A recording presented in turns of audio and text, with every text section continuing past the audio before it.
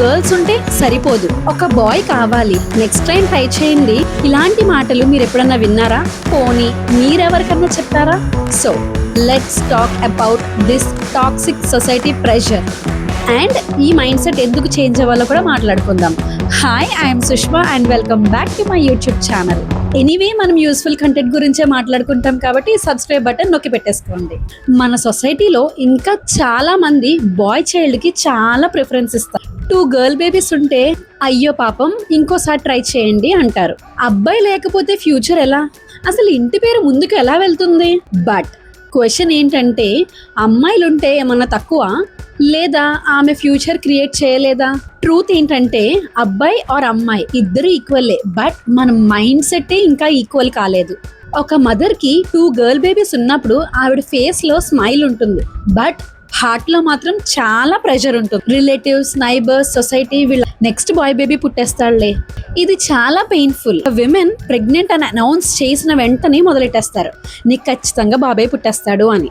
If తన పాప అయితే నెక్స్ట్ ప్రెగ్నెన్సీ కన్ఫర్మ్ అయినప్పుడు ఈసారి ఖచ్చితంగా బాబే అని మొదలెట్టేస్తారు. ఒకవేళ ఇద్దరు పాపలే అయితే ఈసారి కుంచేసుకో ప్రెగ్నెన్సీ, 3rd టైం బాబు ఖచ్చితంగా పుట్టేస్తాడు అంటారు. బట్ ట్రూత్ ఏంటంటే ఆ మదర్ ఆల్రెడీ 2 క్యూట్ లిటిల్ బేబీస్కి జన్మనిచ్చేసింది. దానికి అప్రిసియేషన్ బదులు ప్రెషర్ పెట్టడం మానేయాలి. కొన్ని ఫ్యామిలీస్ ఆ అమ్మాయిని ఫోర్స్ చేస్తారు 3rd ప్రెగ్నెన్సీ కోసం. అమ్మాయి హెల్త్ రిస్క్ అయినా పర్వాలేదు, ఇగ్నోర్ చేసేస్తారు. అసలు ఇది కరెక్టేనా? నిజం చెప్పాలి అంటే ఇప్పుడున్న గర్ల్స్ పేరెంట్స్ని చాలా సపోర్ట్ చేస్తున్నారు, ఫ్యామిలీని స్ట్రాంగ్గా మెయింటైన్ చేస్తున్నారు. మీరే చూడండి, డాక్టర్స్, ఇంజనీర్స్, లాయర్స్, యూట్యూబర్స్ అందరూ గర్ల్స్ కూడా ఎక్సెల్ అవుతున్నారు. సో ఇంకా క్వశ్చన్ ఎందుకు? మళ్ళీ బాయ్ కావాలని ప్రెషర్ ఎందుకు? మన సొసైటీలో కొన్ని ఓల్డ్ బిలీఫ్స్ ఉన్నాయి. అబ్బాయి ఉంటే ఫ్యామిలీ నేమ్ కంటిన్యూ అవుతుంది అని. ఫ్యామిలీ నేమ్ కంటిన్యూ అవడం కంటే కూడా ఫ్యామిలీ వాల్యూస్ కంటిన్యూ అవ్వడం చాలా ఇంపార్టెంట్. అబ్బాయి అయితే ఒకవేళ పేరెంట్స్ ముసలు అయిపోయిన తర్వాత కూడా బాగా చూస్తాడు అని అంటారు. బట్ చెప్పాలంటే అబ్బాయిల కన్నా అమ్మాయిలే బాగా చూస్తారు. అమ్మాయిలు అంటే బర్డెన్ కాదబ్బా, అదొక బ్లెస్సింగ్. నిజానికి చెప్పాలంటే 2 అమ్మాయిలు పుట్టినందుకు ఆ పేరెంట్స్ అస్సలు ఫీల్ అవ్వరు, అస్సలు బాధపడరు. బట్ ఈ సొసైటీ మాత్రం పీక్కు తింటుంది. అసలు చేంజ్ ఎలా తీసుకురావాలి? ఫస్ట్ ఏంటంటే ఈ కంపారిజన్ ఆగిపోవాలి. అబ్బాయి అమ్మాయి అన్నది బోత్ ఆర్ ఈక్వల్ అనే కంపారిజన్ రావాలి. సెకండ్ది పేరెంట్స్ స్ట్రాంగ్గా ఉండాలి. పేరెంట్స్ ఎలాగా స్ట్రాంగ్గానే ఉంటారు, బికాజ్ ఆ పిల్లలు వాళ్ళ పిల్లలు కదా. థర్డ్ది సొసైటీ నుంచి వచ్చే కామెంట్స్ని ఇగ్నోర్ చేయాలి. ఫస్ట్ ఇగ్నోర్ చేయడం ఎందుకు? వాళ్ళు అనడమే మానేయచ్చు కదా. బట్ వాళ్ళు అనడం అనేది మన చేతుల్లో ఉండదు కాబట్టి ఇగ్నోర్ చేయడం అనేది మన చేతుల్లోనే ఉంటుంది కాబట్టి వీ షుడ్ ఇగ్నోర్. గర్ల్స్ ఎడ్యుకేషన్కి మనం అందరం సహకరించాలి. అసలు చెప్పాలి అంటే నా ఉద్దేశంలో ఈ గర్ల్ బాయ్ చేంజ్ ఎందుకు స్టార్ట్ అయిందో తెలుసా? ప్రతి ఫ్యామిలీలో ఒక అబ్బాయి ఉండాలి అని ఎందుకు అనుకుంటున్నారో తెలుసా? మన ఓల్డ్ ట్రెడిషన్స్ అన్నీ బాగుంటాయి కానీ కొన్ని బాగావు. ఆ కొన్నిలోనే ఫస్ట్ ఏంటంటే ఈ కట్నాలు. అబ్బాయి పుట్టాడు అనుకోండి, అబ్బాయికి ఏం ఖర్చు ఉండదు, జస్ట్ పుడతాడు, చదివిస్తారు, పెళ్లి చేస్తారు, పంపేస్తారు, ఇట్స్ ఓవర్. బట్ అమ్మాయి పుడితే మాత్రం పుట్టిన దగ్గర నుంచే ఖర్చులే ఉంటాయి. లైక్ మెచ్యూర్ ఫంక్షన్స్ అంటారు, పెళ్ళిళ్ళు అంటారు, కట్నాలు అంటారు, పెళ్లి చేసి పంపేసిన తర్వాత సార్ అంటారు, ఇవంటారు.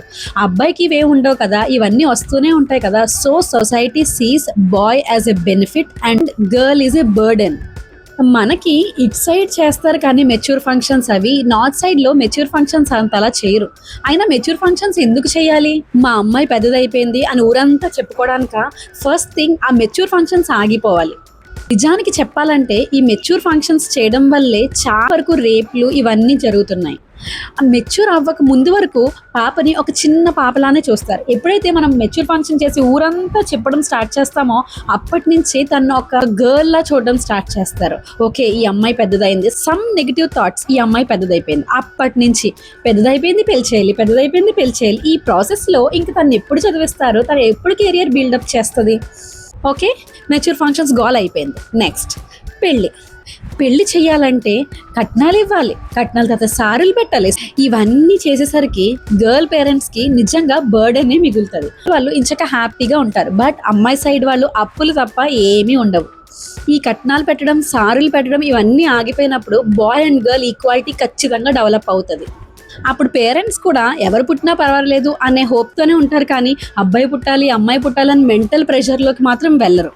అబ్బాయికి అమ్మాయికి సేమ్ ఖర్చులైనప్పుడు ఎవరు పుడితే ఏంటి అని అనుకుంటారు. ఇప్పుడున్న జనరేషన్లో ఎవరు కూడా ఇంటి పేరు కంటిన్యూ అవ్వాలి అన్నది మెయిన్ ప్రయారిటీగా తీసుకోవడం లేదు. Because society has changed.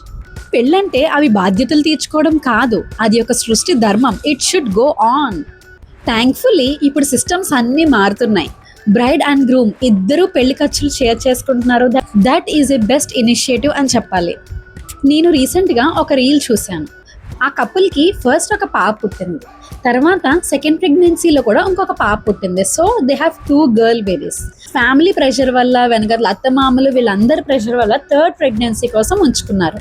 And third ప్రెగ్నెన్సీలో కూడా మళ్ళీ పాపే పుట్టింది. పోనీ అక్కడితో ఆగారా? నో, మళ్ళీ వెనక ఫ్యామిలీ ప్రెషర్ వల్ల 4th ప్రెగ్నెన్సీకి కూడా ఉంచుకున్నారు. ప్రెసెంట్ ఉన్న సిచ్యువేషన్కి వాళ్ళ బాబు పుట్టాడు కాబట్టి okay, but what if it is a girl?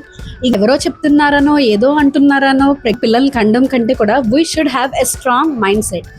1 baby girl is fine, 2 baby girls is also fine. But society pressure కోసం మీ హెల్త్ని మీరు రిస్క్ చేసి ప్రెగ్నెన్సీస్ కంటిన్యూ చేయడం వల్ల ఏం యూజ్ ఉండదు.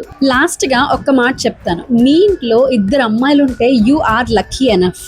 ఎందుకంటే 2 స్ట్రాంగ్ అండ్ పవర్ఫుల్ లేడీస్ని మీరు రైజ్ చేయబోతున్నారు.